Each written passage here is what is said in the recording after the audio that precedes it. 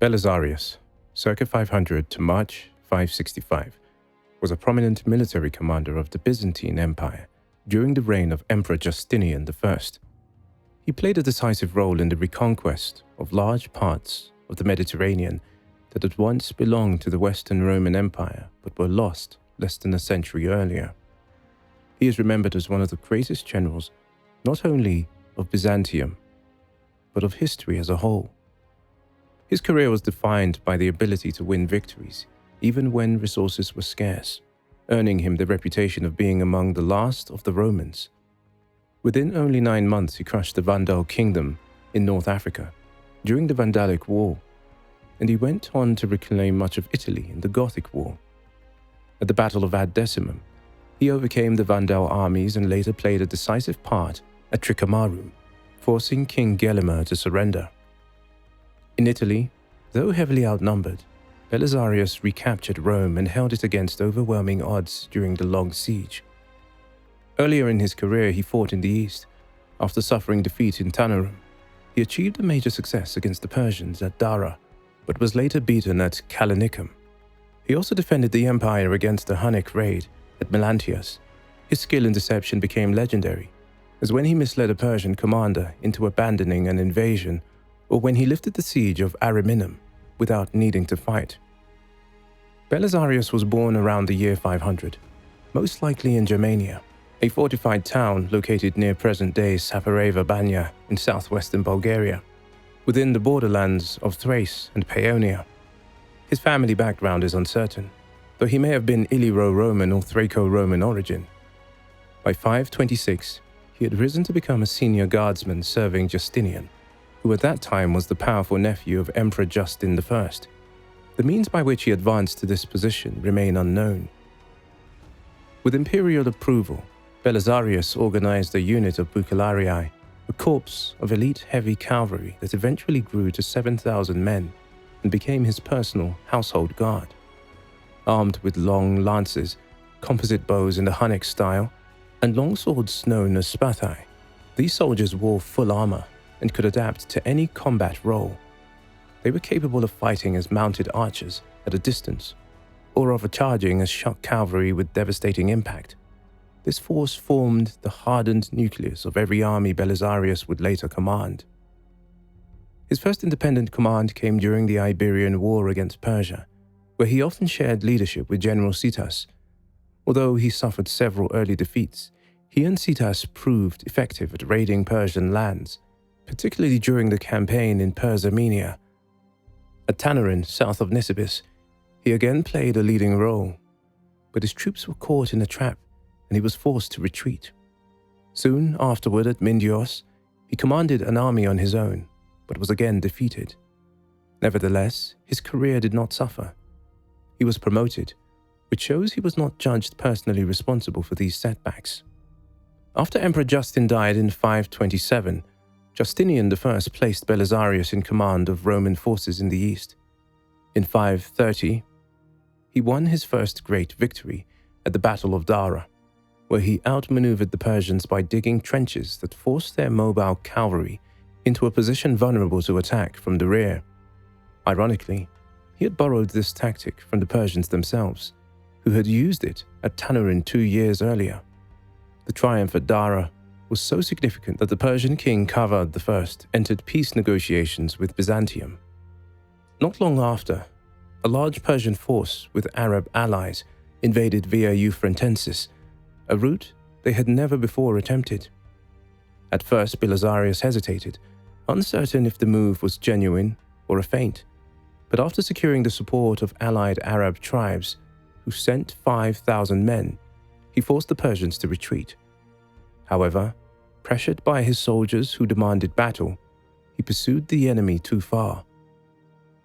At Callinicum, near modern Raqqa, he faced Azarethes, a Persian commander of equal talent.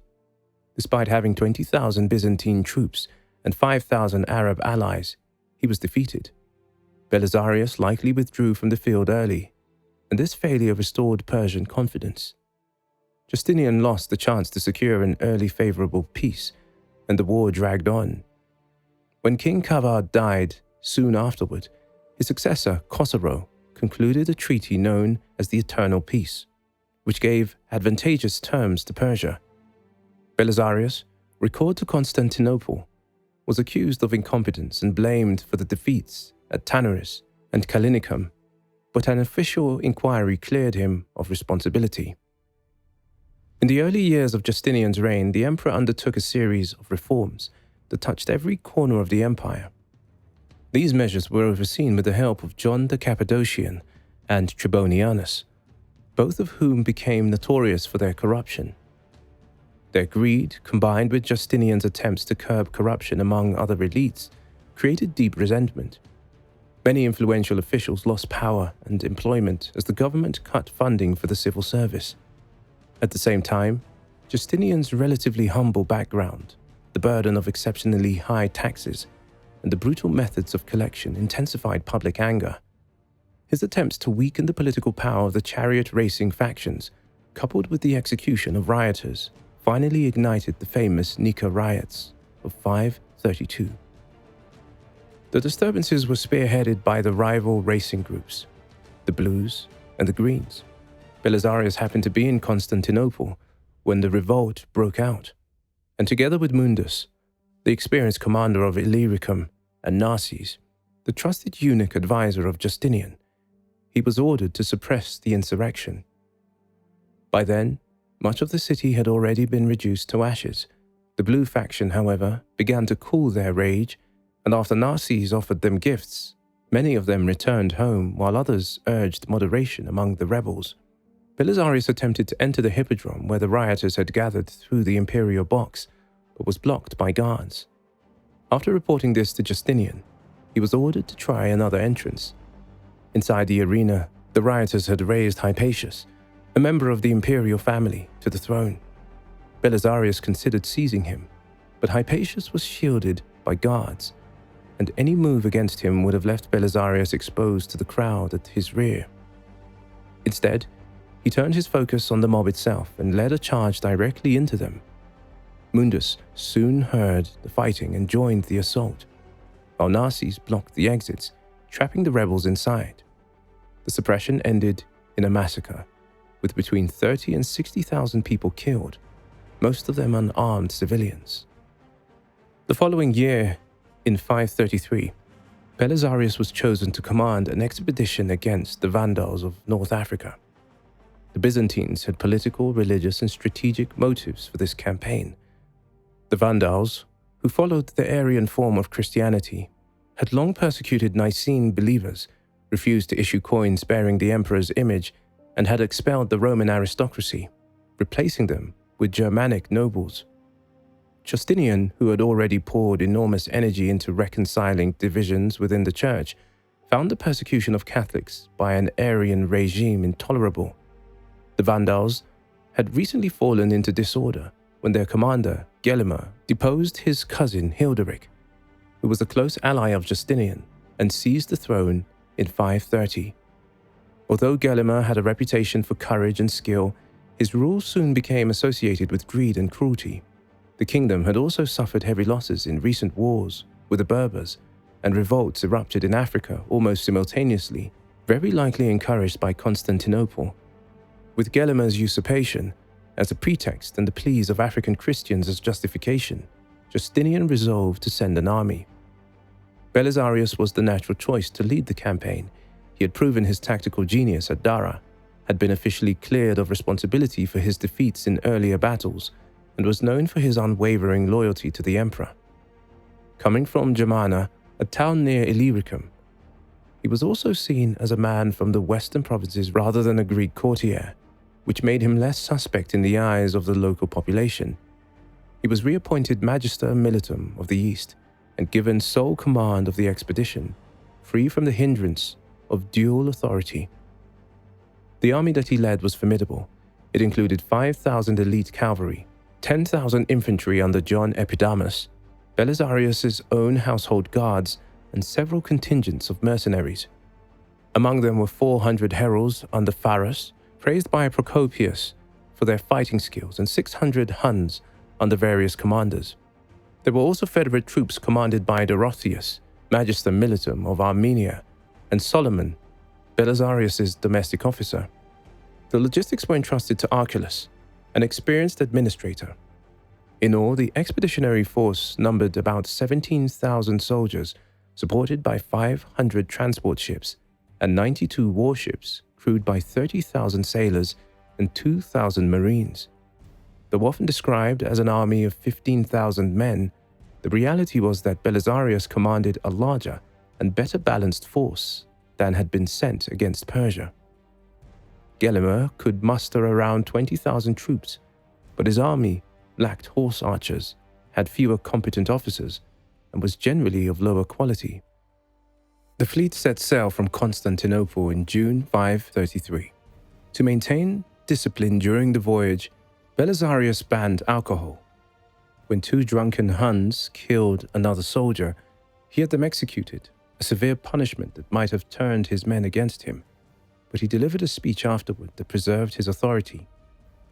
He also took great care in organizing the fleet, marking staff ships with lanterns so that the vessels would stay close together, even at night, a measure admired by Procopius. Despite these precautions, hardship followed. By the time the army reached Sicily, 500 men had died from eating poorly prepared bread. Belisarius quickly secured fresh supplies from the locals and would stop several more times along the way to restock food. At Methone, he reorganized his forces. Before the army could cross to Sicily, then under the rule of Queen Amalasuntha, who favored the Byzantines and opposed the Vandals, they endured a difficult passage to the Adriatic Sea. Their water supply spoiled, leaving only Belisarius and a handful of officers with clean water. From Syracuse, Procopius was dispatched to gather intelligence, discovering that the Vandals had taken no defensive measures against invasion and that most of their fleet was occupied around Sardinia. Although the death of Dorotheus dampened the soldiers' morale, Procopius' report that Africa lay virtually undefended revived their spirits. Their journey, prolonged by unfavorable winds, lasted 80 days, but it was still far more successful than previous Roman attempts to invade Vandal Africa, which had all ended in disaster before reaching the coast. Even so, Belisarius had little opportunity to train his forces during the voyage, which meant unit cohesion was lacking when the campaign began. It is often assumed that the conquest of the entire Vandal kingdom was the plan from the start, but this seems unlikely. Belisarius had wide authority to act as he thought best, and only when he reached Sicily did he decide to sail directly toward the Vandal heartland. If the Vandal fleet had been prepared, such a bold move might have failed. Given the slow communication with Constantinople, it is improbable that Justinian himself dictated the decision. His initial goal may have been limited to capturing Tripolitania, a region with almost no Vandal presence that was already in revolt and vulnerable to attack. Such a victory would have restored Justinian's damaged prestige after the Persian War. The Nika riots, the delays in his legal reforms, and his struggles within the church. From there, Africa could serve as a base for further conquest. In the end, it was Belisarius' choice in Sicily to strike directly at the heart of the Vandal kingdom that set Justinian's grand reconquest in motion. Belisarius had the opportunity to seize Carthage before the Vandals even realized the invasion had begun. Archelaus urged him to take the city at once, arguing that Carthage was the only stronghold with a fortified harbor. Belisarius, however, judged the plan too risky. He feared being trapped in Carthage if the Vandals controlled the sea. Vulnerable to attack during the landing and without reliable intelligence on enemy movements, he also remembered the disastrous campaign of 468, when unfavorable winds had trapped a Roman fleet, and refused to risk repeating that mistake. Instead, he ordered the fleet to land at Caput Vada, about 160 miles south of Carthage. Once ashore, Belisarius made sure to secure the army. He ordered fortifications to be built, guards stationed around the perimeter, and a screen of lightships deployed to guard against surprise attacks, ensuring that the tragedy of the Battle of Cape Bon would not be repeated. During the work, a spring was discovered, which Procopius, the historian who accompanied the campaign, recorded as a divine blessing. Meanwhile, Gelimer moved swiftly. He executed the deposed King Hilderic and other captives, prepared his treasury for evacuation to Iberia, and began concentrating his troops. He devised an ambush at a place called Ad Decimum, correctly predicting that the Byzantines would march along the coastal road to Carthage. While Gelimer made his preparations, Belisarius instructed his men on strict discipline. When some soldiers plucked fruit without permission from the locals, he had them executed, and then gathered his army to explain why. He told them that without the goodwill of the African population, the campaign was doomed. To test the mood of the people, he sent a detachment under Boreades to Selectus. At first they were denied entry, but after 3 days they gained access by mingling with wagons entering the gates, and the town submitted without resistance. Belisarius also captured a Vandal messenger, but released him, paying him to spread the word that the war was directed only against Gelimer, not the Vandal people. Out of fear, the messenger shared the message only with close friends, yet Belisarius continued to spread the theme that the Byzantines had come to restore the rightful king, not to enslave the population. Advancing toward Carthage, Belisarius arranged his forces so that he and his guard could reinforce any threatened point. Scouts rode ahead while 600 Huns guarded the left flank and the fleet secured the right. The disciplined conduct of the army impressed the inhabitants of Selectus, who pledged their support to the Byzantines. As they marched at a steady pace of 7 to 9 miles a day, the soldiers constructed a fortified camp each evening, reinforcing their reputation as both disciplined and organized. When they were about 40 miles from Carthage, Belisarius knew that the Vandals must be close. A clash involving his rear guard confirmed that some Vandal detachments were already moving behind him. His situation grew more dangerous as the fleet had to sail around Cape Bon, while the road curved inland, cutting off the possibility of rapid evacuation. To reduce the risk, he ordered the fleet and its commander Colonimus to remain about 20 miles behind, while he pressed forward with nearly 18,000 men. Soon, he would meet Gelimer at Ad Decimum. The Vandals had divided their army, numbering 10 to 12,000 men. Amatus, with 6 or 7,000, was placed at the northern exit of the valley, while Gelimer, with the rest, approached from the south, hoping to catch Belisarius's army between the two wings. It was a clever plan, but one that required perfect coordination across many miles. As Belisarius advanced, he left his infantry behind to build a camp and rode ahead with his cavalry, the elite core of his force. When he arrived, the first 3 phases of the battle had already unfolded. His scouts and the Huns on the flank had routed their opponents, while Gelimer, arriving late, found his brother Amatus killed in combat. Grief-stricken, he hesitated at the crucial moment. Belisarius seized the opportunity, charging his cavalry into the disorganized Vandals and routing them completely. After this decisive victory, Belisarius continued to Carthage. He camped outside the city at nightfall, cautious of a trap within the streets and wary of his men plundering under cover of darkness.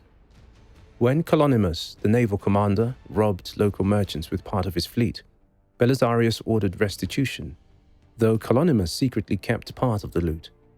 Inside Carthage, Belisarius gathered the remaining Vandals and guaranteed their safety. He repaired the city's walls, seized the opportunity to use captured intelligence from a messenger bound for Sardinia, and treated the African population with restraint. His reputation for clemency encouraged many cities to defect to the Byzantines, leaving Gelimer with few options. Soon, Gelimer's brother, Zazo, returned from Sardinia with reinforcements. The Vandals tried to sow discord by bribing Belisarius's troops, but only some auxiliaries wavered. Even the Huns, who refused to fight until the outcome seemed clear, eventually joined the final battle at Tricamarum. In this clash, Belisarius arrived later and allowed John the Armenian to lead. But once the Vandals broke, John pursued Gelimer too recklessly and was killed by accident. Gelimer fled into the mountains, but his treasure was seized and his appeals to the Visigoths for an alliance were rejected. Besieged at last in the mountains by Pharas and his heralds, and after suffering heavy losses in a failed assault, Gelimer surrendered. By the end of 534, the Vandal kingdom was destroyed. Belisarius reorganized the province sent expeditions to capture Sardinia and Corsica, and deported thousands of Vandals soldiers to the east, ensuring their military power would never revive. His jealous subordinates, however, whispered to Justinian that Belisarius intended to rebel. To test his loyalty, the emperor offered him a choice: govern Africa as its master, or return to Constantinople to celebrate a triumph. Belisarius chose the triumph, proving his loyalty once more. He paraded in Constantinople in a manner not seen since the days of ancient Rome, and was also honored with a consulship. Soon after, Africa nearly slipped from imperial hands again. Dissatisfied soldiers, unpaid and resentful of religious interference, rose in mutiny under the leader Stotsas and laid siege to Carthage with a force of 9,000 and a mass of slaves. Belisarius returned briefly from the east with only 2,000 men. At the river Bagradas, he seized the chance when the rebels tried to redeploy, attacking them in the midst of their confusion. The sudden strike caused panic, and the entire rebel force disintegrated. The revolt collapsed, and with order restored, Belisarius departed once more, this time to lead the armies in Italy. In 535, Emperor Justinian ordered Belisarius to launch a campaign against the Ostrogothic kingdom in Italy. The Ostrogothic king, Theodahad, had come to power through marriage, but real authority had long been held by Queen Amalasuntha, who supported Byzantine interests. When Theodahad imprisoned and later killed her, internal strife broke out in the kingdom. Justinian saw in this division the same opportunity he had exploited in Africa, and believed the Goths could be defeated. Belisarius gathered a force of about 8,000 men, which included regular Byzantine soldiers, Isaurian, a contingent of Berbers and Huns, and his own personal guards. He landed first in Sicily, where he ceased quickly to serve as a base for the invasion of Italy, while his colleague Mundus recovered Dalmatia. Justinian's strategy was initially to use diplomatic pressure and limited military operation to compel Theodahad to surrender his throne. At first, this approach seemed to succeed, but when the army in the Balkans withdrew, the war resumed in full. Belisarius pressed on in Sicily, where the only real resistance came at Panormus. There, he used archers firing from the masts of ships to subdue the garrison, forcing the city's surrender. He ended Syracuse in triumph on the last day of 535. The planned invasion of the Italian mainland was briefly delayed at Easter in 536, when Belisarius had to sail back to Africa to quell a mutiny of the local Byzantine army. His reputation was so intimidating that the rebels abandoned the siege of Carthage as soon as he arrived. He defeated them decisively at Membrisa, before returning to Sicily and then pushing into Italy. In November 536, he captured Naples, and in December he entered Rome. Theodahad's unpopularity ensured that most of southern Italy welcomed him without resistance. Only at Naples did he meet serious opposition, as the Gothic garrison relied on the city's strong fortifications. Belisarius could not afford a long siege, nor could he storm the walls directly. His attempts at negotiation failed, and even when he cut the aqueduct, the inhabitants were able to rely on wells. Several costly assaults were repelled, just as he was preparing to abandon the siege and march on Rome. An entry point was discovered through an aqueduct channel. A small Byzantine unit infiltrated the city, and Belisarius immediately ordered a general assault so that the Goths would be too distracted to concentrate against the intruders. Although the city had been taken by force, Belisarius treated both the population and the defeated garrison with leniency, hoping to encourage other Gothic towns to surrender without bloodshed. His policy of clemency quickly bore fruit. Much of Tuscany submitted voluntarily. Theodahad, disgraced by his failure, was deposed, and Vitiges was elected king in his place. Belisarius strengthened his hold by garrisoning towns along the Gothic supply routes between northern Italy and Rome, forcing Vitiges to besiege them before he could advance on the capital. From March 537 to March 538, Belisarius successfully defended Rome against Vitiges' much larger army. He inflicted heavy losses by launching constant sorties. Contrary to later claims that horse archers gave him the advantage, it was in fact his officers' tactical skill and the Goths' lack of preparation that secured success. Whenever Vitiges tried to post units to counter the raids, Belisarius sent out larger detachments that encircled and crushed them. 18 days into the siege, the Goths launched a massive assault with siege engines. Belisarius ordered his archers to shoot the oxen pulling the towers, bringing the attack to a disastrous halt. At another point, when the Goths pulled back from part of the wall, he struck their rear, inflicting further casualties. However, one large-scale sally ended in failure when the Goths used their numbers to withstand the charge and counterattack. Vitiges eventually tried to bribe guards along the Tiber wall by offering them drugged wine, but the plot was uncovered and Belisarius punished the traitors harshly. The siege continued until Byzantine advances elsewhere, particularly the capture of Rimini and the approach of Ravenna, forced the Goths to withdraw. Belisarius then extended his control in the north. He sent 1,000 men to aid the people of Milan, capturing much of Liguria and stationing garrisons in the region. In December 538, he besieged Urbino. After 3 days, the garrison, cut off from water, surrendered. During the siege of Rome, Belisarius became embroiled in a controversy that stained his legacy. At the command of Empress Theodora, who supported the Miaphysite cause, he deposed Pope Silverius, who had been placed on the papal throne by the Goths. Silverius, accused of conspiring with Vitiges to betray the city, was stripped of his robes and exiled to Lycia.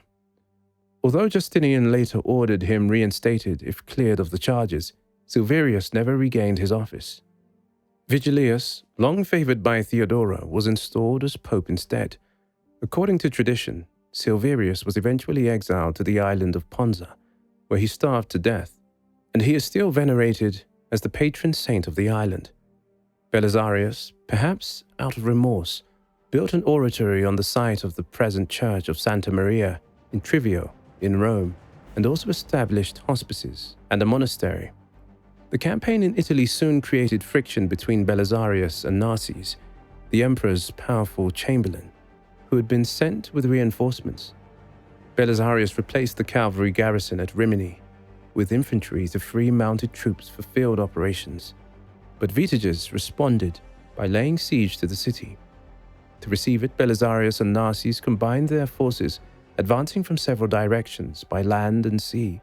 Although their army was too small for a direct confrontation, Belisarius's use of deception, ordering more campfires lit than necessary and approaching from multiple routes, convinced the Goths that they faced overwhelming numbers, forcing them to retreat. Despite this success, rivalries deepened. John, one of Belisarius' subordinates, publicly credited Narses rather than Belisarius for saving Rimini. Narses' supporters argued that someone so close to the emperor should not take orders from a general. Belisarius countered by warning Narses that his followers underestimated the Goths, pointing out that they were still surrounded by strong enemy garrisons. The two men disagreed over strategy. Belisarius wanted to secure Auximus before advancing further, while Narses argued for moving immediately toward Rimini. In the end, Belisarius asserted his authority, showing a letter from Justinian granting him supreme command, and Narses reluctantly submitted, though not without resentment. Reinforcements continued to arrive, raising the Byzantine army in Italy to about 20,000 men, but command remained divided. Narses refused to cooperate closely with Belisarius, at one point abandoning a siege that Belisarius later completed successfully. Meanwhile, John captured Imola, securing Emilia for the Byzantines. However, disaster struck at Milan. Belisarius sent troops to reinforce the city, but they hesitated to move without Narses' approval. While they delayed, the Goths stormed Milan, massacring much of the population in revenge for their revolt. Other towns in Liguria, terrified by the fate of Milan, surrendered to avoid a similar catastrophe. The failure of Milan was blamed on the disunity between Belisarius and Narses. Shortly afterward, Narses was recalled to Constantinople, leaving Belisarius once again in sole command. In 539, Belisarius laid siege to Auximum and dispatched part of his army to surround Faesulae. Both cities were starved into submission by the end of the year. At Auximum, he tried to cut the water supply, but the attempt failed. When captured leaders from Faesulae were paraded before the defenders, their morale collapsed and they surrendered as well. With these strongholds secured, Belisarius could safely move against Ravenna without leaving threats in his rear.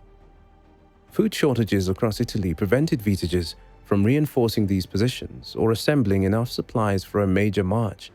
By late 539, the Byzantine army was stationed outside Ravenna, the Ostrogothic capital.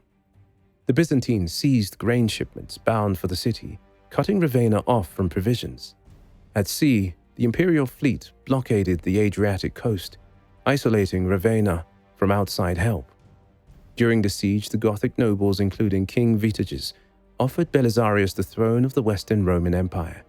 He pretended to accept their proposal and entered Ravenna by its narrow causeway through the marshes, accompanied by his personal guard of bucellarii. To ensure order, he arranged for grain to be sent into the city once it surrendered. But once inside, he declared Ravenna captured in the name of Emperor Justinian. This raised suspicions in Constantinople, and Justinian soon recalled him. Belisarius returned home with the Gothic king, the royal treasure, and a number of captured warriors. His next campaign took him east to face Persia. This time his wife Antonina did not accompany him. Byzantine leaders expected Khosrow to invade Mesopotamia, as he had done the year before. But instead the Persian king struck the Lazica, whose inhabitants, unhappy with Byzantine rule, had invited him in. Khosrow disguised his intentions by claiming he was marching north against the Huns, who in fact aided his movement. Belisarius trained and reorganized his troops, calming their fear of the Persians. Believing he could operate safely, he prepared for an offensive despite objections from some officers, who warned that the Lakhmids might raid the eastern provinces. Belisarius countered that the Lakhmids were engaged in religious festivals and would not be a threat for several weeks. Following the logic he had used in previous campaigns, Belisarius insisted that Nisibis had to be secured before advancing deeper into Persian territory. Meanwhile, events to the north went badly for the Byzantium, as Lazica fell and a large Byzantine garrison defected, possibly because they had not been paid. When Belisarius approached Nisibis, he ordered his camp placed at a distance, explaining that if the Persians sallied out and lost, his army would have time to inflict heavy casualties on their retreat. Some of his officers ignored him and camped close to the city. As Belisarius had predicted, the Persians struck just before the Byzantines' first meal of the day, catching them off guard. Belisarius was already marching to their aid before messengers even arrived, and his intervention turned the tide. Though he beat back the garrison, the city was too strong to storm, so he bypassed it, leaving its defenders demoralized and unlikely to strike from behind. He besieged Caesarion, while sending raiding parties across the Tigris to plunder Persian lands. His assaults on the city failed and his men took heavy casualties, but the garrison, short of supplies, eventually surrendered. At this point, disease spread through the army, with as much as a third of the troops incapacitated by fever. The Lakhmids were also preparing for war again, so after consulting his officers, Belisarius decided to retreat. Later, critics like Procopius accused him of missing a chance to take Ctesiphon, but in reality, he lacked both the intelligence and the strength to assault the Persian capital. In 542, Belisarius used guile to block another Persian invasion. Khosrow had prepared to raid Byzantine lands again, but Belisarius confronted him with a ruse. He brought 6,000 of his finest troops to a meeting with a Persian envoy, carrying only hunting gear so that it looked like part of a much larger force was nearby. The deception worked. Fearing entrapment, the Persians retreated. Belisarius even sent cavalry into their withdrawal route, reinforcing the illusion of greater strength. He kept up pressure on their retreat, preventing them from raiding. Although Khosrow later sacked Callinicum to claim some success, Belisarius was widely celebrated in the east for driving the Persians back. His bluff succeeded partly because Khosrow dreaded the plague ravaging Byzantine lands and feared exposing his army to infection. By showing his best men confidently in the open, fining soldiers on false charges, and cutting military pay, discontent spread and many soldiers deserted or mutinied. Justinian divided command among several generals to prevent any one man from growing too powerful, but the arrangement produced paralysis. Meanwhile, the Goths rallied under two formidable leaders, Ildibad and Totila. Exploiting the Byzantines' weakness, they retook most of northern Italy and parts of the south. They scored victories at Treviso, Verona, Faventia, and Mucilium, and even besieged Naples, though they lacked the power to capture Rome itself. In 544, Justinian once again entrusted Belisarius with command in Italy, but the empire, drained by plague and other wars, could provide him only about 4,000 men. Totila, understanding the Byzantines' advantage in siege warfare, prepared open battle. To avoid leaving strongholds that might be retaken, he demolished the walls of towns he captured. Belisarius, however, sought to avoid open battle with his small army and focused on slowing Gothic progress instead. He relieved several desperate garrisons, supplying them by sea and forcing the Goths to abandon sieges. But Totila proved an energetic opponent. Spies disguised as Byzantine messengers tricked Belisarius, giving the Goths accurate intelligence about his army. His usual strategy of winning over the population with benevolence failed, as locals had lost faith in imperial promises due to the corruption of other governors. Recruitment attempts at Ravenna yielded no results. Belisarius managed some successes. His forces ambushed Gothic troops in Aemilia and built nearby forts. Yet with reinforcements scarce, Totila pressed his advantage, beginning new sieges even in winter. When Belisarius requested reinforcements, especially barbarian horse archers who could outmatch the Goths, Justinian could not provide them, distracted by wars elsewhere and another wave of plague in Constantinople. As Totila tightened his grip on Italy, famine spread and morale among Byzantine commanders collapsed. Herodian, one of Belisarius's officers, surrendered quickly after recalling the poor treatment Belisarius himself had received in earlier campaigns. Even Bessas, commander of Rome's garrison, remained inactive during the Gothic siege, fearful of later punishment if he acted. When Belisarius tried to send supplies into the city, he devised a bold tactic, a siege tower mounted on a boat filled with flammable material. When launched against the Gothic tower blocking the Tiber, it set the position ablaze and destroyed its defenders.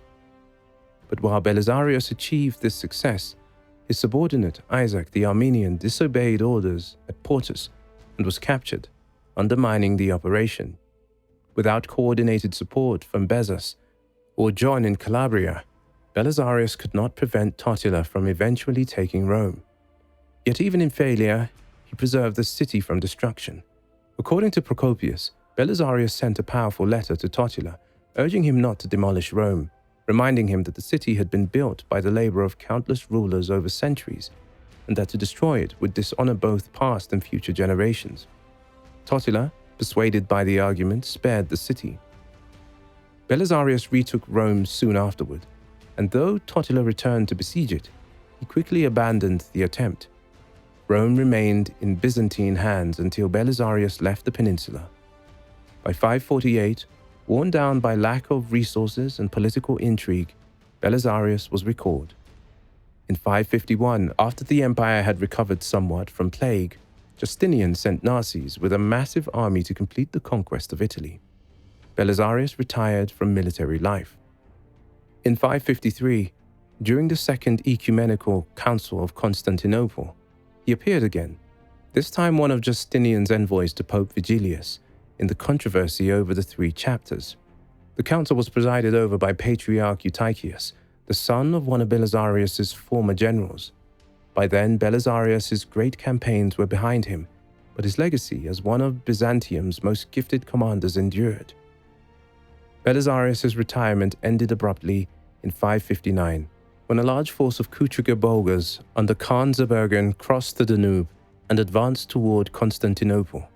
Their goal was to penetrate into Asia Minor, which was richer than the repeatedly ravaged Balkans. Justinian, alarmed by the threat, recalled Belisarius to lead the defense. The veteran commander was given only 300 seasoned soldiers from his earlier Italian campaign, along with about 1,000 civilians, many of them refugees from the Huns, some perhaps retired soldiers. With this small and improvised force, he faced an enemy numbering around 7,000. Belisarius set up camp near the invaders' route and ordered the civilians to dig a trench as protection. To make his army appear larger, he lit numerous torches predicting the direction of the enemy's advance.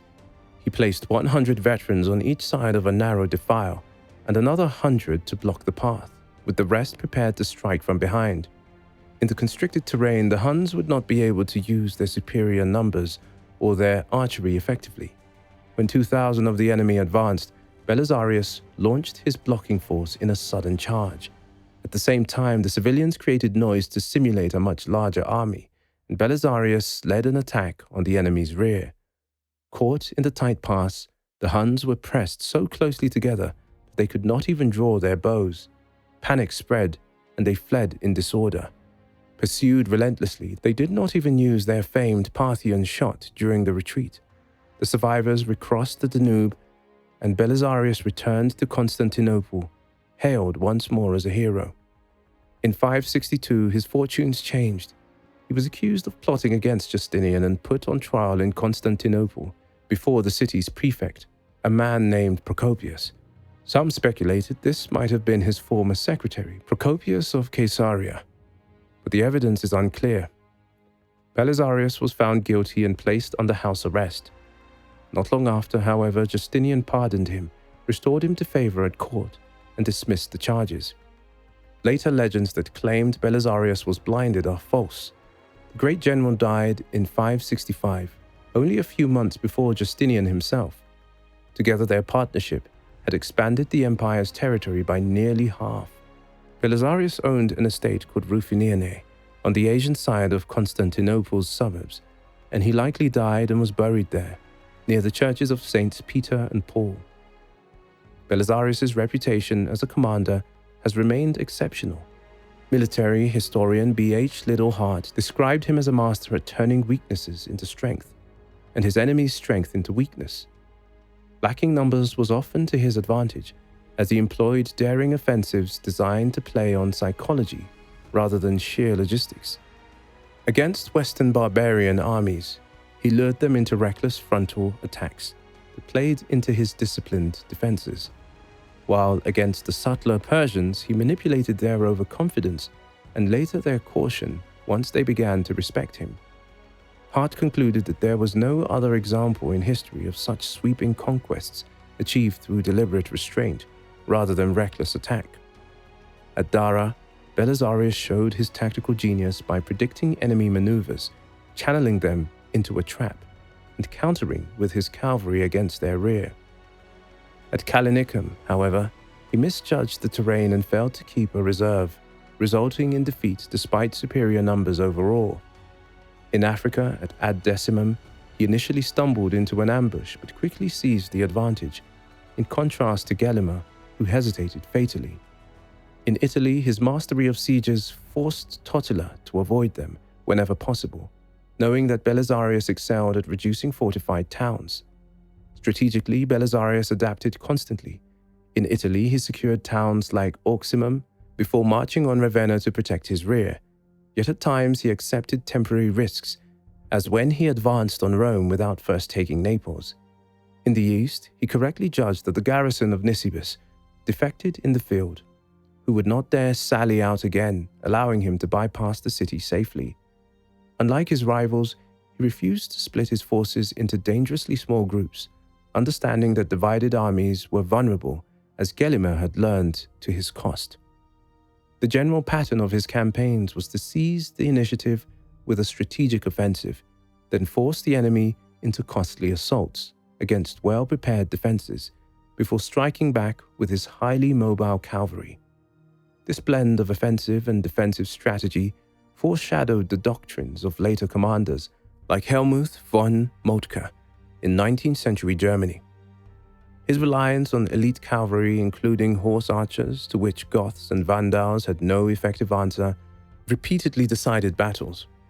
As a man, Belisarius combined caution with courage. At Tanarus and Callinicum, he withdrew before the fighting ended, preserving what remained of his army. At Dara, he refused the duel with a Persian champion, preferring to send another. but in Rome he fought side by side with his soldiers. He avoided unnecessary risks but inspired his men when needed. Procopius's hostile writings in the secret history portrayed him as weak-willed, dominated by his wife, Antonina, who allegedly carried on an affair with their adopted son, Theodosius. Whether true or not, this reflects more the intrigues of the imperial court than the character of the general in the field. In politics, Belisarius showed restraint, never moving against Antonina despite rumors, aware that her protector was Empress Theodora. His treatment of civilians and enemy garrisons marked him out from other commanders of his time. By showing clemency, he won the support of the population in Africa and Italy, weakening enemy resolve. Many garrisons surrendered to him, knowing they would be spared. His reputation for fairness forced opponents like Gelimer into rash actions, such as the Battle of Tricamarum. Even in crises, he displayed calmness, as when panic spread in Rome over false reports of Gothic infiltration, he verified the truth first and made it clear that it was his duty, not anyone else's, to face such danger. Belisarius's life ended quietly, but his legacy endured.